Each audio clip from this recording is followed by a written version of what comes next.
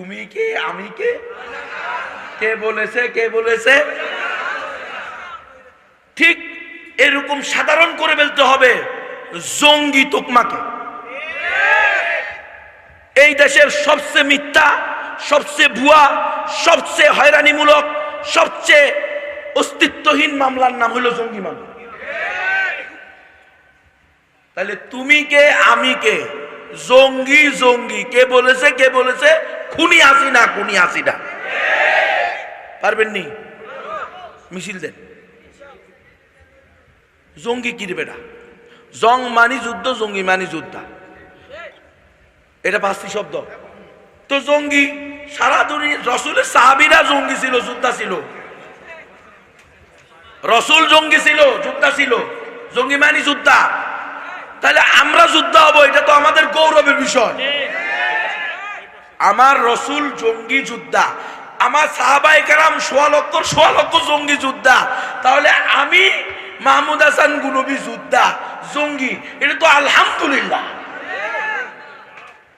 কি এর গোড়ার দিনের জঙ্গি আমি? আমার কাছে একটা পিস্তল আছে নি, হ্যাঁ, একটা তরবারি আছে নি। আমার রসুলের কাছে আসিল 11টা তরবারি।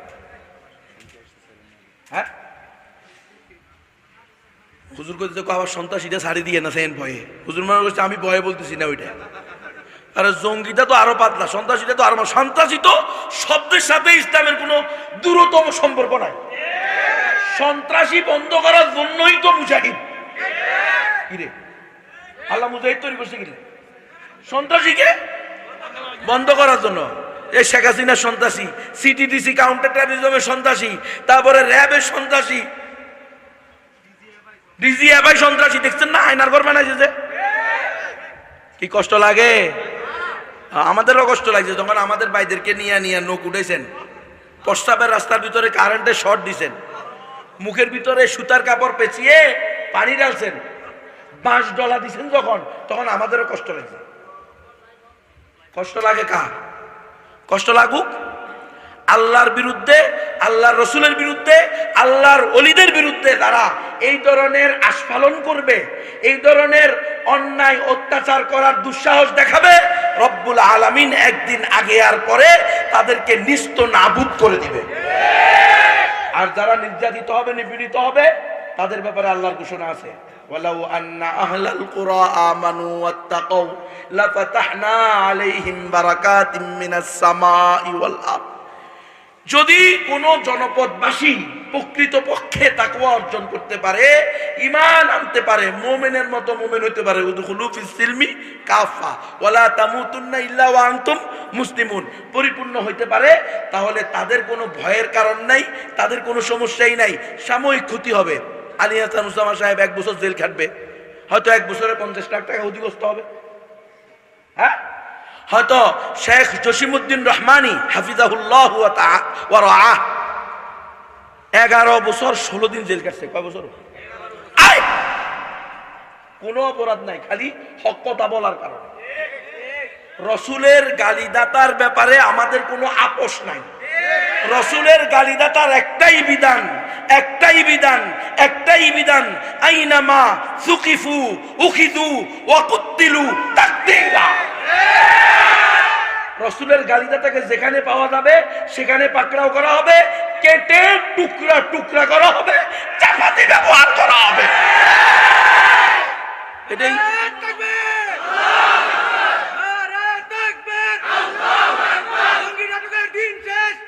খেলাফতের বাংলাদেশ।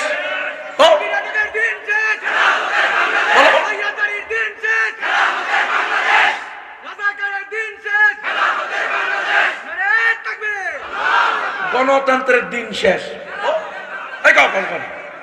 গণতন্ত্রের দিন শেষ। গণতন্ত্রের দিন শেষ। গণতন্ত্রকে না বলুন, খেলাফতের কাফেলায় শরীক হন, অংশগ্রহণ করুন। সবাই কাফেলাবদ্ধ হবেন খেলাফার জন্য। আমরা খেলাফত চাই, গণতন্ত্র চাই না। গণতন্ত্র দিয়ে ইসলাম প্রতিষ্ঠা হয় নাই, হবে না, খোদার কসম। ইনশাআল্লাহ গুনাহগার হব না, আশা করি গুনাহগার হব না। না পারলে আমার এটা আপনারা মিথ্যা প্রমাণিত করেন, মিথ্যা প্রমাণিত করে দেখান। আমার এটাকে মিথ্যা প্রমাণিত করে দেখান দেখি সব গণতান্ত্রিক ইসলামী দলগুলো এক হইয়া আপনারা দেখি খেলাফত প্রতিষ্ঠা করেন, তো আমার প্রমাণিত করেন মিথ্যা, আমি তোবা করবো, আবার অসুবিধা কি? মিথ্যা হইলে আবার কি করবো? তোবা করবো। কিন্তু আল্লাহর রহমতে ইনশাআল্লাহ পারবে না। গণতন্ত্র দিয়ে ইসলাম প্রতিষ্ঠা হবে না। আমরা গণতন্ত্রে বিশ্বাস করি না, আমরা গণতন্ত্র চাই না, আমরা খেলাফত চাই, আমরা শরিয়া চাই, আমরা ইসলামী শাসন চাই, আমরা কোরআনী শাসন চাই। বলে হুজুর পারবেন করতে গিয়ে, আপনার লগে তো লোক নাই। লোক না থাকলে আপনারা 200 মানুষ আমার এখানে আইছেন না, 2000 মানুষ আসছেন না, আপনারা কি করবেন? দাওয়াত দিবেন। রসুল কি করছে? রসুল একা যদি পারে, একা সারা দুনিয়ার ভিতরে ইসলাম প্রতিষ্ঠা করে ফেলছে। আল্লাহু আকবার। আপনি তো ওই রসুলের ওয়ারিস, ওই রসুলের আশেক। জালেম, তোমারে কে বলছে তুমি হালুয়ার আশেক আর এই জিলাপির আশেক? ব্যাককলের ব্যাককল। রসুলের আদর্শে কোনো খবর নাই। রসুলকে আল্লাহ যে উদ্দেশ্যে পাঠাইছে, সে উদ্দেশ্য হলো কোরআনকে এই দুনিয়াতে প্রতিষ্ঠা করে সকল আদিয়ানে বাতেলাকে পরাজিত করে একমাত্র দ্বীন হককে বিজয় করা। সেটা তোমার খবর নাই। তুমি জশ্নে জুলুসে ঈদে মিলাদুন্নবী নিয়ে আসো। এই জন্য এরা সিরাতুন নবী নিয়ে আলোচনা করে না। তো আল্লাহ তাআলা আমাদেরকে পুরা দিন জানা এবং মানার তৌফিক দান করেন। আরে মিয়া, মৃত্যুর আগ পর্যন্ত কোন ব্যক্তির ইমানের উপরে অবিচলতা, অটলতা, এটার কোনো গ্যারান্টি নাই। এজন্য তো প্রতিদিন ইহদিনাস সিরাতাল মুস্তাকিম কমপক্ষে 32 বার পড়তে হয়। শুধু আপনারা পড়েন না, আমরা বক্তারাও পড়ি, বড় হুজুররাও পড়ে না, শুধু ছোট হুজুররা পড়ে। মুসিস আমার থেকে নিয়ে রাষ্ট্রপ্রধান যে দিকে ইমানদার দাবি করবে, মুসলমান দাবি করবে, তাকে কমপক্ষে 32 বার ইহদিনাস সিরাতাল মুস্তাকিম দোয়া করতে হবে আল্লাহর কাছে। আল্লাহ রাব্বুল আলামিন মেহেরবানি করে আমাদেরকে আপনি সিরাতে মুস্তাকিমের উপরে পরিচালিত করেন, সিরাতে মুস্তাকিমের উপরে অটল অবিচল থাকার তৌফিক দান করেন। এটা কার হাতে? আল্লাহর হাতে। তো আমাদের জন্য আপনারা দোয়া করবেন না? হ্যাঁ, আমাদের জন্য দোয়া করবেন। আল্লাহ না করেন, আমাদের ভিতরেও তো হাওয়া আছে, হ্যাঁ, প্রবৃত্তি আছে না নাই? তো আমাদের ভিতরে লোভ আছে, হিংসা আছে, ক্রোধ আছে, গুনার প্রবণতা আছে, ওয়ালিয়াযু বিল্লাহ, চাপের ভয় আছে। আছে না নাই? উপরের চাপ আছে না? তো আল্লাহ না করুক কোনো কারণে আমরাও গণতন্ত্রের দিকে আপনাদেরকে আহ্বান করা শুরু করে দিলাম। আইসা বললাম যে আপনাদের এলাকায় আমি এমপি হবো, আমার একটা করে ভোট দিবেন নি আপনারা? আমি যদি দাঁড়াই একটা ভোটও দিবেন না। সারাদিন থেকে ওয়াজ করলাম গণতন্ত্রের বিরুদ্ধে। এখন আমি যদি গণতন্ত্র দাঁড়াই, বুঝে গেল আমার ভিতরে সমস্যা হয়েছে। কথা বুঝেন না মনে হয়? গণতন্ত্র ইসলাম না ইসলাম ধ্বংসের সবচেয়ে বড় যন্ত্র। ইসলাম ধ্বংসের সবচেয়ে বড় যন্ত্রের নাম কি? এই গণতন্ত্রের পিছনে কখনো পড়বেন না। গণতন্ত্র দিয়ে ইসলাম প্রতিষ্ঠা হবে না। গণতন্ত্র আর ইসলাম দুইটা দুই মেরুর জিনিস, দুইটা আলাদা আদর্শ, দুইটা আলাদা মতবাদ, দুইটা আলাদা ধর্ম। মানলে মানেন, না মানলে 100 বছর গোলামি করছেন, আরো 1000 বছর করেন।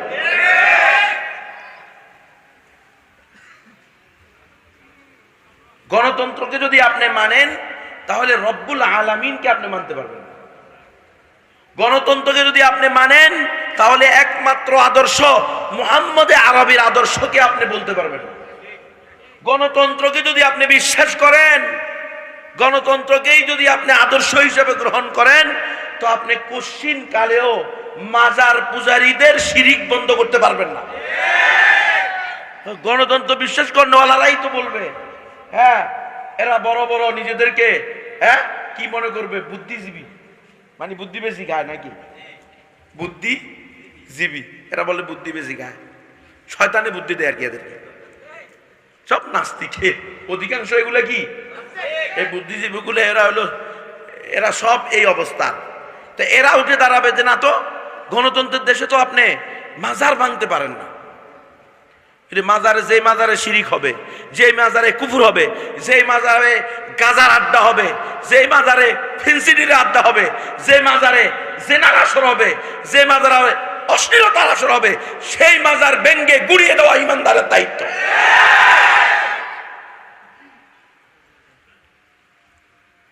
আর ওই সমস্ত বুদ্ধিজীবীরা এসে আপনাকে বুদ্ধি দিবে, না না আপনি গণতন্ত্রের দেশে এই কাজ করতে পারেন না, গণতন্ত্র আপনাকে এটার অনুমতি, গণতন্ত্র বলে সকল ধর্ম সঠিক,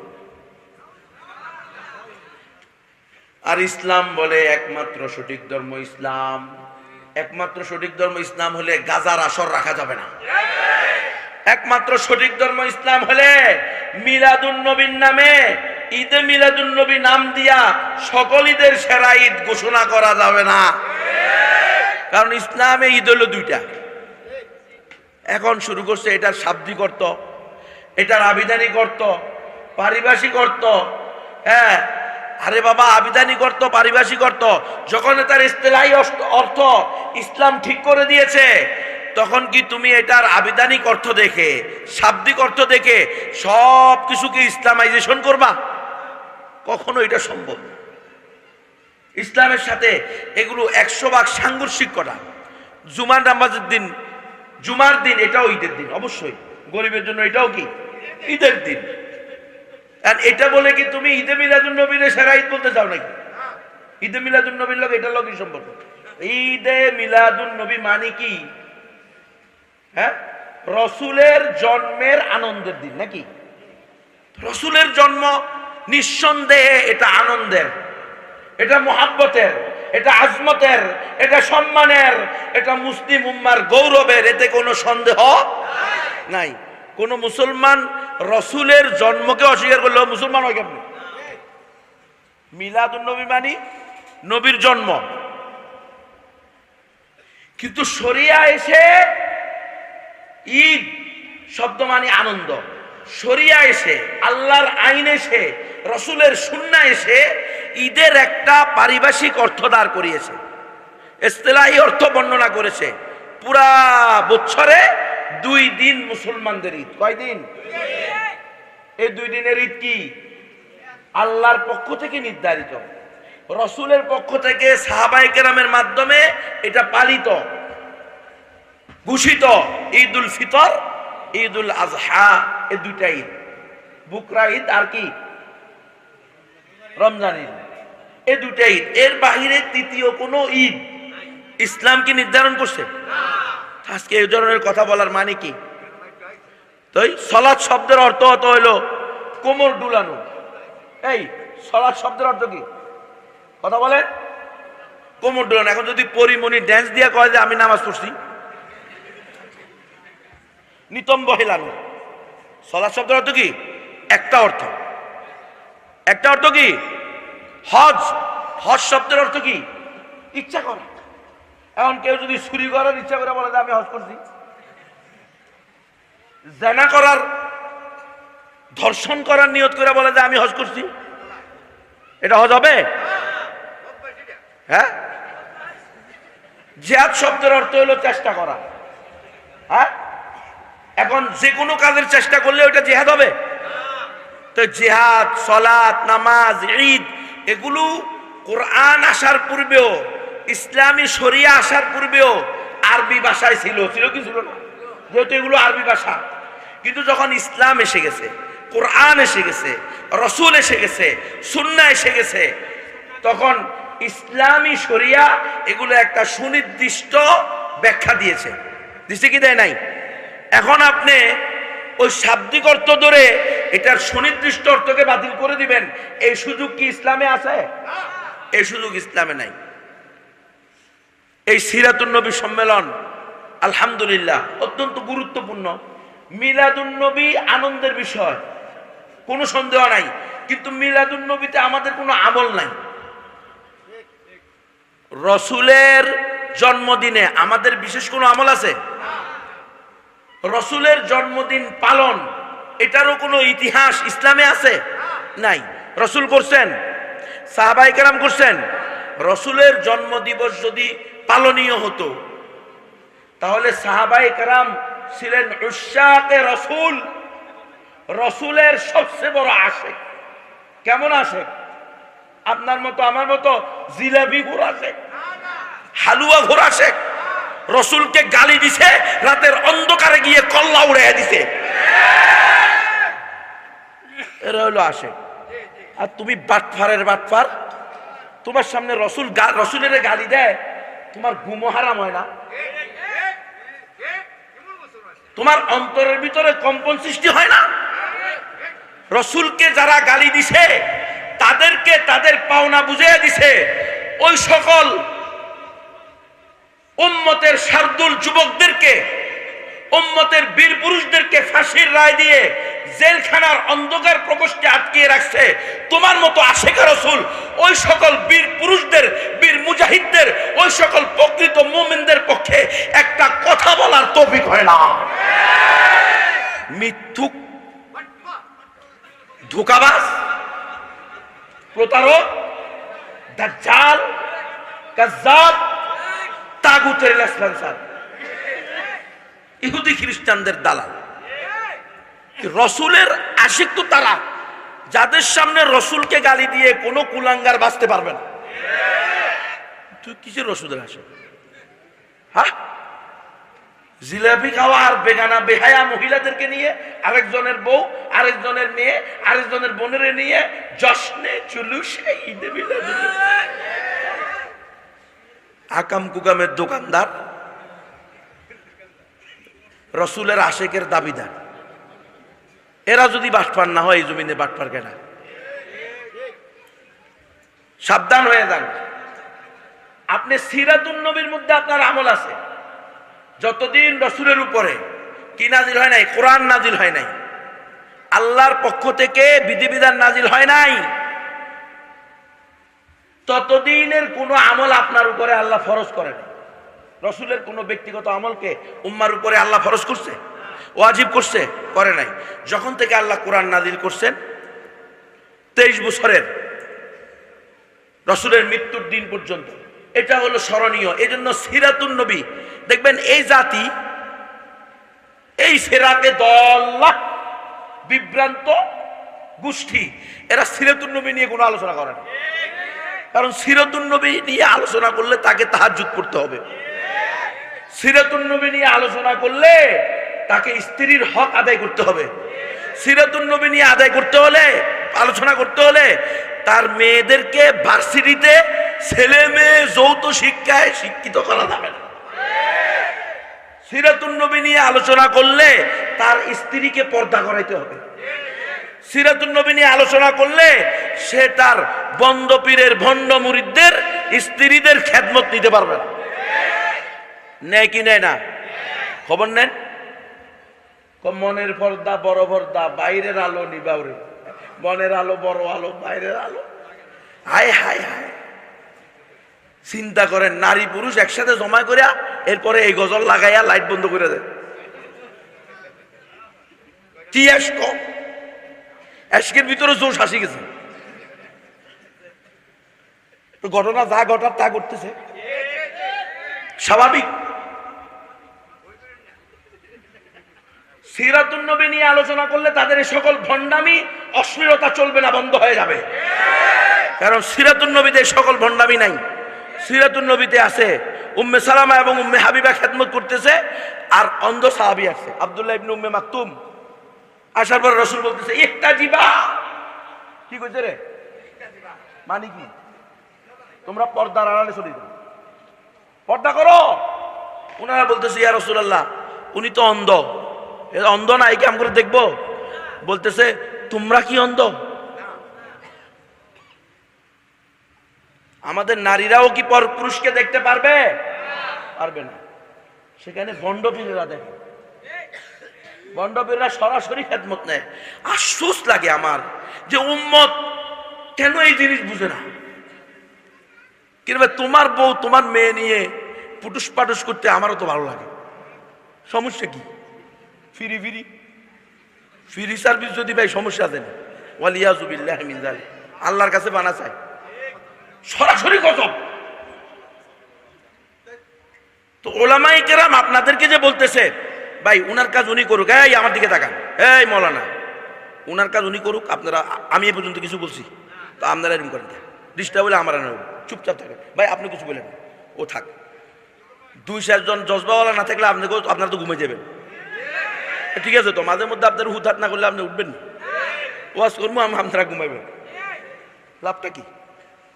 থাক, ওর দিকে তাকায় না, ওর সাথে কথা বলেন, আমার দিকে তাকান মেহেরবানি করে। সমাজের 100% সব সমস্যার সমাধান করে ফেললে তো আর ছাত্র আন্দোলনের দরকার হইতো না। সমস্যা থাকবে, সমাধান হইতে থাকবে। আল্লাহ তাআলা আমাদের জন্য কল্যাণের ফয়সালা করেন। সকলকে আল্লাহ তাআলা দ্বীনের সহি বুঝ দান করেন।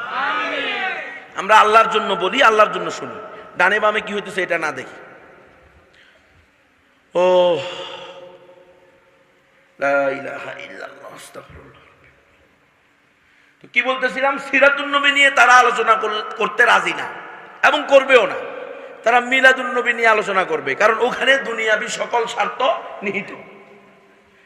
আর যদি তুমি সিরাতুন নবী আলোচনা করো তাহলে তোমার অনেক দায় দায়িত্ব। তুমি গণতন্ত্রকে বিশ্বাস করতে পারবা না, সমাজতন্ত্রকে বিশ্বাস করতে পারবা না, জাতীয়তাবাদকে বিশ্বাস। পিছনে জায়গা হইতেছে না, একটু মেহেরবানি করে সামনের দিকে অগ্রসর হয়ে বসি। লা ইলাহা ইল্লাল্লাহ, লা ইলাহা ইল্লাল্লাহ, লা ইলাহা ইল্লাল্লাহ, লা ইলাহা ইল্লাল্লাহ, লা ইলাহা ইল্লাল্লাহু মুহাম্মাদুর রাসূলুল্লাহ সাল্লাল্লাহু আলাইহি ওয়াসাল্লাম। রাসূলের মিলাদ আনন্দের, মুহাব্বতের, ভালোবাসার, আজমতের, আমাদের জন্য গৌরবের। ইমানদারের জন্য, মুমিনের জন্য, মুসলমানের জন্য এটা কি গৌরব। হ্যাঁ, আমরা এই দিনেও রাসূলের জন্য কি করব? অন্যান্য দিন যেরকম দুরূদ পড়ি এই দিনেও পড়ব। রাসূলের উপর দুরূদ পড়া, যত বেশি দুরূদ পড়বেন, রাসূলের জন্য আল্লাহর কাছে রহমত চাইবেন, তত বেশি আপনি আল্লাহর পক্ষ থেকে রহমতের উপযুক্ত হবেন। মান সাল্লা আলাইয়া ওয়াহিদাতান সাল্লাল্লাহু আলাইহি আশারা, যে আমার উপরে একবার দুরূদ পড়ে, রহমতের দোয়া করে, রব্বুল আলামিন তার উপরে 10 বার রহমত প্রেরণ করে। দুরূদ পড়েন, নামাজ বেশি পড়েন, কোরআন তেলাওয়াত করেন, কিন্তু জশ্নে জুলুস ঈদে মিলাদুন নবী এটা পেলেন কোথায়? হ্যাঁ, কেউ কেউ আবার বলতে যারা বলে ঈদে মিলাদুন নবী 2 ঈদ ছাড়া আর কোনো ঈদ নেই, তাদের কথা ঠিক নেই, এরকম কথা অনেকে বলতেছে। আরে বাবা, অর্ধেকের কম, নষ্ট হয়ে যাবে না, বারবার দিতে হবে তো 10 মিনিট পর। তাহলে ঈদ দুইটাই, এর বাইরে কোনো ঈদ নাই। রাসূলের জন্মদিনে আমাদের জন্য বিশেষ কোনো আমল নাই। অন্যান্য দিন যেরকম আমরা রাসূলকে ভালোবাসি, মহব্বত করি, দুরূদ পড়ি, রাসূলের নাম শুনলেই বলতে হয় কি সাল্লাল্লাহু আলাইহি ওয়াসাল্লাম। এটা আমরা এখনো করব, অতীতেও করেছি। রাসূলকে আল্লাহ পাঠিয়েছেন কেন? ওয়াল্লাযী আরসালা রাসূলাহু বিল হুদা ওয়া দীনিল হাক্কি লিইয়ুযহিরাহু আলাদ দীনি কুল্লি। আল্লাহ রাব্বুল ইজ্জত রাসূলে আরবিকে পাঠিয়েছেন দ্বীনে হক, একমাত্র সঠিক ধর্ম দিয়ে। একমাত্র সঠিক ধর্ম নাম কি? সবাই বলেন। আমরা যখন ওয়াজ করছি গণতন্ত্রের বিরুদ্ধে, তো আমাদের অনেক লেবাসদারি লোকেরাও আমাদের এই কথা পছন্দ করে নাই, যে আমরা কেন এই কথা বলি। হ্যাঁ, এই গণতন্ত্রতে আব্রাহাম লিঙ্কন জন্ম দিছে। এটা জন্ম দিছে কে? Abraham Lincoln. তার ক্যাটালগ হলো, তার কানুন হলো, তার ঘোষণা হলো of the people, for the people, by the people. মানুষের জন্য, মানুষের কল্যাণে, মানুষের আইন শাসন। আর রব্বুল আলামিনের ঘোষণা হলো ইনিল হুকমু ইল্লা লিল্লাহ লাহুল খালকু ওয়া লাহুল আমর। সৃষ্টি যার, বিধান তার। আর গণতন্ত্র বলে না, সৃষ্টি আল্লাহর, বিধান চলবে আব্রাহাম লিঙ্কন, বিধান চলবে শেখ হাসিনা, বিধান চলবে খালেদা জিয়া, চলবে। এজন্যই তো বৈষম্য। যতদিন গণতন্ত্র ধ্বংস হবে না, খেলাফত প্রতিষ্ঠা হবে না, শরিয়া প্রতিষ্ঠা হবে না, সৃষ্টি যার, বিধান তার, এটা বাস্তবায়ন করতে পারবো না, খোদার কসম করে বলছি বৈষম্য দূর হবে না। এই দল আইসা ওই দলের মারবো, ওই দল আইসা এই দলের মারবো। কিসের বৈষম্য? আজকে আমরা গাড়ি দিয়ে আসতেছি, আমাদের ড্রাইভারের সাথে সেই খারাপ আচরণ, দুইটা ছেলে যুবক মোটরসাইকেল ঢুকাই দিছে, ড্রাইভার বলছে যে তোমরা একটু খেয়াল করবা না, হুট করে ঢুকাই দিলা, এই শুরু করে দিছে গালাগালি। কেন এই কথা বললো? তো কিসের কিসের গালাগালি করতে হবে এটা? তুমি বলো যে আমরা খেয়াল করি নাই, অথবা ঠিক আছে ভুল হয়ে গেছে, অথবা আমরা ঠিক আছি আপনারটা রং, কিন্তু তার মা তুলে গালি দিতে হবে? যতদিন আমাদের ভিতরে আল্লাহর ভয় ঢুকবে না, ততদিন কোনোভাবেই আমরা কোন স্তরে সফলতা অর্জন করতে পারবো না। আলহামদুলিল্লাহ, এই দেশের সবচেয়ে বড় স্বৈরাচারিণী, সবচেয়ে বড় খুনি, সবচেয়ে বড় নাস্তিক, সবচেয়ে বড় অহংকারিণী খুনি হাসিনার পতন হয়েছে। এটাও একটা বড় সফলতা, কিন্তু এটা আংশিক সফলতা। পরিপূর্ণ সফলতার একমাত্র চাবিকাঠি খেলাফা, গণতন্ত্র না। এখন আবার আমাদেরকে গণতন্ত্রের দিকে আহ্বান করা হচ্ছে। এই তালেবে ইলম ভাইরা, উলামায়ে কেরাম, আপামর তৌহিদি জনতা, সামনে এবং পর্দার আড়ালে যারা আছেন, আমি এই মজলিসে আমি বলে গেছি, এখানেই বলেছি, আমি একাধিকবার বলছি, আমি ছোট মানুষ, কথা বড় মনে করেন না ছোট মনে করেন, গণতন্ত্র দিয়ে ইসলাম প্রতিষ্ঠা সম্ভব না। সুয়ের ছিদ্র দিয়া উট ঢুকে গেছে, এটা বিশ্বাস করতে পারেন। এভারেস্ট পাহাড় ইন্ডিয়া থেকে বা ওই দেশ, যে দেশে আসে ওই দেশ থেকে বাংলাদেশে চলে আসছে, হিমালয় পর্বত, এটা বিশ্বাস করতে পারেন, কিন্তু গণতন্ত্র দিয়ে ইসলাম প্রতিষ্ঠা হয়েছে বা হবে এটা বিশ্বাস করিয়েন। কারণ গণতন্ত্র প্রতিষ্ঠাই করা হয়েছে ইসলামকে ধ্বংস করার জন্য। আমরা এটা আগেও বলছি, এখনো বলতেছি। কেন বলতেছি? ওই যে আমি বললাম একমাত্র সঠিক ধর্মের নাম কি? এই ওয়াজ করলেও অনেকের দুঃখ লাগে, কষ্ট লাগে। কি আশ্চর্য কথা, কিন্তু মুসলমান একমাত্র সঠিক ধর্ম ইসলাম, এই কথা বলে আর কষ্ট লাগে। চিন্তা করো কয় নম্বর মুসলমান। আপনারা তো জানেন আমরা কিছুদিন রাষ্ট্রীয় মেহমানখানায় ছিলাম, আমিও আলহামদুলিল্লাহ ওই গ্রুপের মধ্যে থেকে একজন যারা রাষ্ট্রীয় মেহমানখানায় ছিল। আমি কিন্তু একজন সাধারণ বক্তা, সাধারণ আলেম, সাধারণ নবীর ওয়ারেস দাবি করি না, যেহেতু নামের সাথে লেগে গেছে। ইচ্ছায় হোক অনিচ্ছায় হোক, আপনারা দোয়া করবেন আল্লাহ যেন আমাকে প্রকৃত ওয়ারিসে নবী হওয়ার তৌফিক দান করেন। আমি কিন্তু একজন বক্তা ছিলাম, আপনাদের এলাকায় বয়ান করছি না জেলে যাওয়ার আগে। তাহলে আমি কি কোনো গোপন লোক ছিলাম? গোপন সংগঠনে ছিলাম? স্পষ্ট বয়ান করতাম, সারা দেশে যাইতাম, যেখানে ডাক দিত সেখানে যেতাম, যেখানে ডাক দিত না সেখানেও যেতাম। কারণ খ্রিস্টানরা খ্রিস্টান বানাইতেছে, তাহলে আমার যেতে হবে না? আমার মুসলিম মা বোনকে আলা বোলা সাদা সিধা গ্রামের মানুষকে ছলে বলে কলে কৌশলে বিভিন্ন ধরনের প্রোপাগান্ডার মাধ্যমে ঈমানহীন করার চেষ্টা চলছে বিভিন্ন এনজিওর মাধ্যমে। আমি এনজিওগুলোর নামও বলছি আপনাদের কাছে, অনেকগুলো বলি নেই মনে হয়, অনেক এনজিও আপনাদের এখানেও আসে আশেপাশে, সেদিকে আমি যাচ্ছি না। তাহলে আমার দায়িত্ব একজন আলেম হিসেবে, নবীর ওয়ারিস হিসেবে আল্লাহ আমাকে যতটুকু তৌফিক দিয়েছেন, আমি সবচেয়ে বড় আলেম ওয়ালিয়াজুবিল্লাহ। যে বলবে আমি সবচেয়ে বড় আলেম, আমার চেয়ে বড় আলেম না, হলো আস্থা শয়তান। খুব এগুলো স্পষ্ট মনে রাখবেন। কদিন পরে যদি আমি দাবি করি তো আমারও করবেন শয়তান, কোনো অসুবিধা নেই, বুঝলে মনে হয়?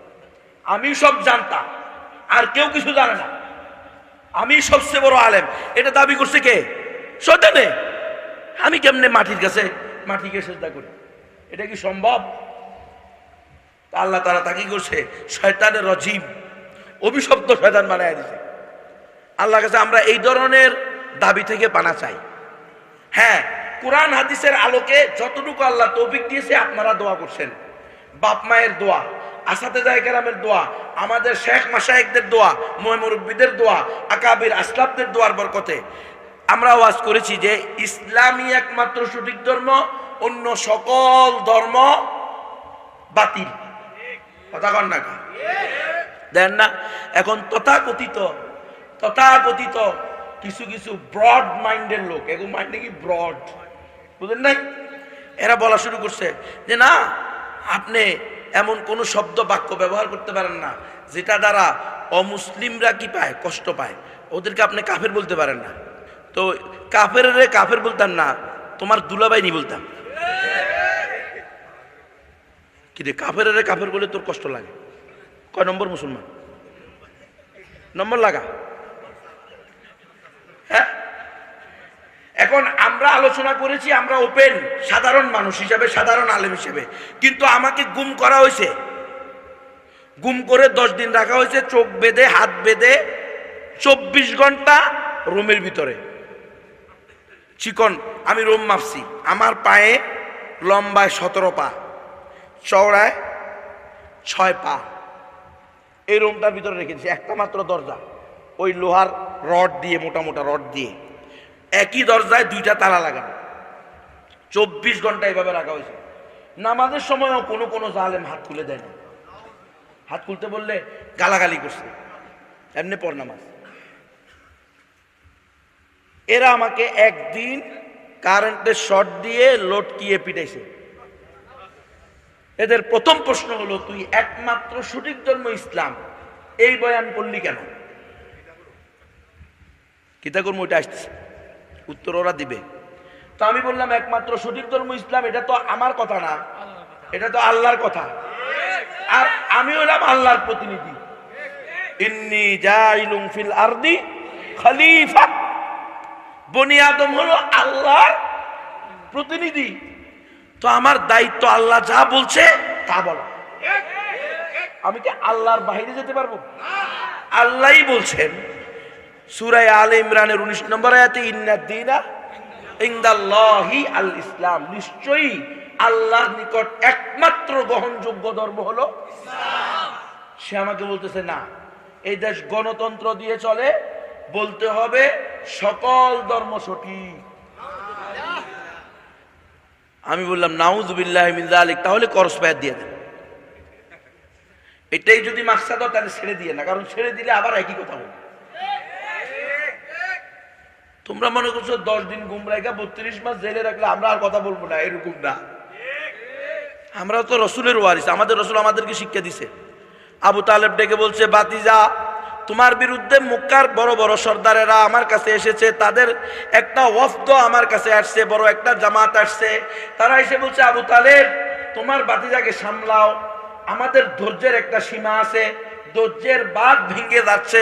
বনি হাশেম হওয়ার কারণে, আব্দুল মুত্তালিবের সন্তান হওয়ার কারণে, কুরাইশের বংশের হওয়ার কারণে, অনেকগুলো ফজিলত তার ভিতরে থাকার কারণে আমরা তার গায়ে হাত তুলতেছি না, কিন্তু তোমার বাতিজা আমাদের ধৈর্যের বাঁধ ভেঙে দিচ্ছে, সীমানা ছেড়ে যাচ্ছে, বেশি বেড়ে গেছে। তোমার বাতিজা অতি জজবাতি হয়ে গেছে, তোমার বাতিজা মানাজি হয়ে গেছে। তাহলে বেলেন ভাইরা বুঝতেছেন, আমাদেরকে মানাজি করে ওয়াজ করে, আমরা বললাম মানাজি খেলাফা আলা মিনহাজিন নবুয়া, নবুয়তের আদলে খেলাফত চাই, গণতন্ত্রকে না বলি। এই কথা বলার কারণে আমরা বলে মানহাজি। জিহাদ ফি সাবিলিল্লাহর কথা বলি, গণতন্ত্র নামক কুফরি তরিকা গ্রহণ করতে নিষেধ করি। এই জন্য যদি আমরা মানাজি হই, এই দেশের 14 কোটি মুসলমান মানাজি হবে। সমস্যা কোথায়? কারণ জিহাদের কথা রসুল বলছে। 1.25 লক্ষ সাহাবী প্রত্যেকে জিহাদ করছে।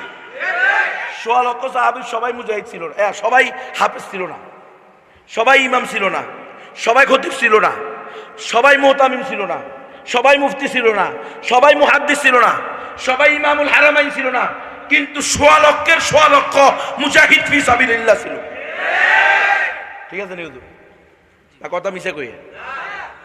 জিহাদের কথা বললে মানহাজি হইলে আমরা মানহাজি হইতে প্রস্তুত, কিন্তু আমরা মুনাফিক হইতে প্রস্তুত না। মানহাজিরা হইলো বেয়াদব। হ্যাঁ ঠিক আছে, যদি তোমার এই কথাও সঠিক হয়, তো বেয়াদব মোমেন উত্তম, মুআদ্দাব মুনাফিকের চেয়ে। মুআদ্দাব মুনাফিকের চেয়ে কে উত্তম রে? বেয়াদব মোমেন উত্তম। কোরআন হাদিসের অপব্যাখ্যা করবা, উম্মতের বিক্রি করে খাইবা। জাতি যখন তোমাদের প্রকৃত চরিত্র তুলে ধরবে তখন মানাজি করে গালি দিবা। আলহামদুলিল্লাহ, রাজাকার যেরকম এই দেশের মানুষ এখন খায় না, মানহাজি নামক গালিও মানুষ এখন গ্রহণ করে না। পালাও, তারাও পালাইছে, তোমরাও পালাও। এখন আপনারা বুঝছেন গণতন্ত্রওয়ালাদের আসল কথা কি?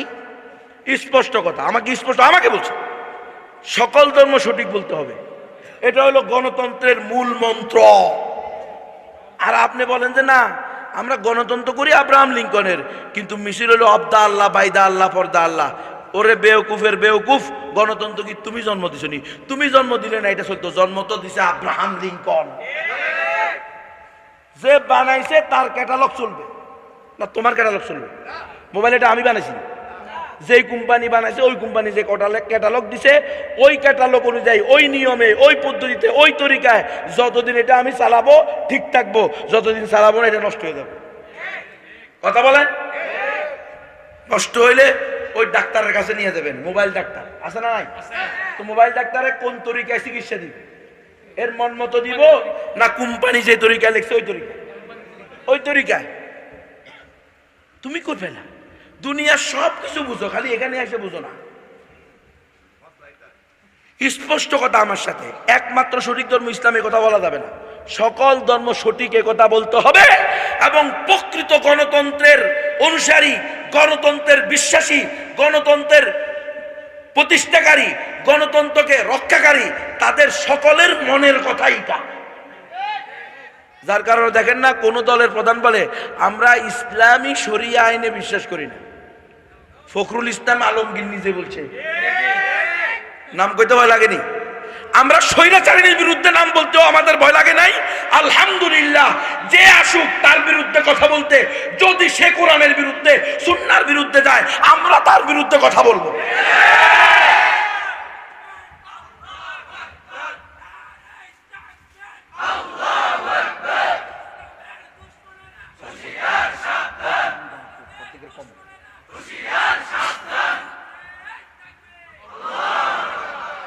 ওলামায়ে কেরামের দায়িত্ব হলো হক কথা, হক তরিকায় উম্মতের সামনে তুলে ধরা। উম্মতের দায়িত্ব হলো সেটাকে আঁকড়িয়ে ধরা। ওলামায়ে কেরামকে জেলে নিবে, ফাঁসিতে দিবে। যে তাওহীদের কথা বলবে তার বিরুদ্ধে ফাঁসি হবে, মামলা হবে, হামলা হবে। এগুলো কোনো নতুন বিষয় না, এগুলো পুরাতন কথা। ওই আবু হানিফা জেল থেকে লাশ হয়ে বাইরেছে, তারই ইমাম বললে তুমি চুমা খাইতে পারো। আবু হুরায়রা রাদিয়াল্লাহু তাআলা আনহুর হাদিস বয়ান করতে করতে তোমার ফেনা বাইরে যায়। সবচেয়ে বেশি হাদিস বর্ণনাকারী কে? আবু হুরায়রা। তোমার মতো দালাল ছিল না মুজাহিদ ছিল? কথা কও। তুমি কার অনুসরণের দাবি করে কি করো, কি বলো? কোথায়? স্পষ্ট কথা তাদের, সকল ধর্ম সঠিক, এটা গণতন্ত্রের বিশ্বাস। আলহামদুলিল্লাহ, এই আন্দোলনের, বৈষম্য বিরোধী এই আন্দোলনের সবচেয়ে বড় ফায়দা যেটা, সবচেয়ে বড় লাভ যেটা হয়েছে, সেটা হলো কুফুর এবং শিরিকের উপরে বেশ করে যে একটা শিরিকি চেতনা তৈরি হয়েছিল, আল্লাহ তাআলা ওই শিরিকি চেতনাকে তছনছ করে দিয়েছে। আলহামদুলিল্লাহ, আলহামদুলিল্লাহ। যেই মূর্তির বিরুদ্ধে কথা বললে জেল হয়ে যেত, হ্যাঁ, সেই মূর্তিকে এমন ভাবে লাঞ্ছিত, অপদস্থ, অপমানিত করা হয়েছে, সেন্ট খুলে সরাসরি পেশাব করা হয়েছে। কিরে ওই বেড়া বীর বাহাদুর ও পেশাব করতে হলে আমি কইতে পারব না, এত কাম করছে, আমি একটু বলি না। বাপের খুব সম্মান বাড়ছে না? একবারে এখানে ফাঁসি দিয়া ক্যারন দিয়া লটকাইছে। কথা বলে সত্য না মিথ্যা? এখানে শিখার কিছু আছে না নাই? আছে না নাই? ঘটনা কি এমনি বর্ণনা করা হয়? এটা ইতিহাস হয়ে থাকবে, বাংলাদেশের ইতিহাস হয়ে থাকবে। আপনাকে শিক্ষা গ্রহণ করতে হবে 5ই আগস্টের এই মর্মান্তিক ঘটনা, ঐতিহাসিক ঘটনা, স্মরণীয় ঘটনা, যাই বলেন না কেন, খালি ঘটনা বললে আপনারা শিক্ষা নিবেন। এখন যারা ক্ষমতা আসার জন্য আস্ফালন ঘটাইতেছেন, ক্ষমতা আসেন, যে ইচ্ছা সে আসেন, কিন্তু খবরদার ওলামায়ে কেরামের সাথে বেয়াদবি করবেন না, ওলামায়ে কেরামের রক্ত ঝরাবেন না, নবীর ওয়ারিসের গায়ে হাত তুলবেন না, আপামার তৌহিদি জনতার উপরে জুলুম করবেন না। হন আপনি ক্ষমতা আল্লাহ আপনারে দিছে, আপনি থাকবেন, আমাদের কোনো সমস্যা নেই, কিন্তু জুলুম করবেন। আল্লাহ তাআলা এই স্বৈরাচারিণী হাসিনার মাধ্যমে আবার প্রমাণ করে দিলেন, চোখে আঙ্গুল দিয়ে তার বান্দাবান্দীদেরকে, কুল কায়নাতের সৃষ্টি জগৎকে দেখাইলেন যে আমি কোন জালেমের জুলুমকে ধারাবাহিকভাবে চলতে দিই না। ইন্না বাতশা রাব্বিকা লাশাদীদ। আল্লাহু আকবার। রব্বুল আলামিন ছাড় দেন, ছেড়ে দেন না। এটার চলন্ত প্রমাণ 16 বছর পরে হলেও আল্লাহ তাআলা ছাড়েন নাই, পিছনের দরজা দিয়া পালাইতে হয়েছে। যারে নিয়ে এত আস্ফালন, ওরে বাপরে, মুজিব 100 বর্ষ, কোথায় এখন তোমার মুজিব? কোথায় তোমার কাউয়া কাদের?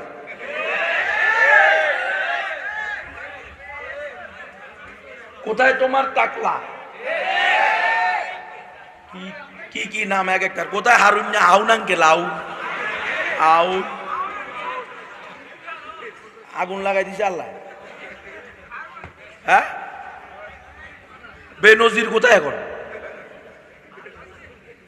কয় মহাশক্তির অধিকারী বলে, কয় দেশ হলো মহাশক্তির অধিকারী, নাউজুবিল্লাহ, অসীম অসীম শক্তির অধিকারী করে বেনজির খিনজির। তো এখন যারা ক্ষমতা আসতেছেন বা সমন্বয়কের নাম দিয়ে চলতেছেন বা সমন্বয় করতেছেন, আমাদের কোনো সমস্যা নাই, কিন্তু কোরআন সুন্নাহর বিরুদ্ধে করলে কোনো ছাড় নাই। আপনি কত বড় ক্ষমতা ধরে এটা দেখার টাইমও নাই। আমরা যেখানে বিশ্বের সুপার পাওয়ার মানি না, তোমাদের এই সমস্ত আঞ্চলিকের বেলাজেনি ব্যাগ। হ্যাঁ, কোরআন সুন্নাহর পক্ষে তো একবার সম্মান করি, শ্রদ্ধা করি, স্নেহ করি, ভালোবাসি, পারলে 2 টাকা দিয়ে চা খাওয়াম। সাথে এখন 2 টাকা পাওয়া যায় না, নিম্নে 5 টাকা নাকি? আচ্ছা ঠিক আছে, 5 টাকা দিয়ে খাওয়াম। গণতন্ত্র দিয়ে ইসলাম প্রতিষ্ঠা হবে? এই দাওয়াত ঘরে ঘরে, ব্যক্তি ব্যক্তি, দরজায় দরজায়, মহল্লায় মহল্লায়, স্কুলে কলেজে, ভার্সিটিতে, মাদ্রাসায়, সরকারি প্রতিষ্ঠানে, বেসরকারি প্রতিষ্ঠানে, অফিসে, আদালতে, কোর্টে, কাচারিতে, রাস্তায়, ঘাটে, মাঠে, ময়দানে, 4 স্টলে, সব জায়গায় এই আলোচনা উঠান, গণতন্ত্রের দিন শেষ, খেলাফতের বাংলাদেশ।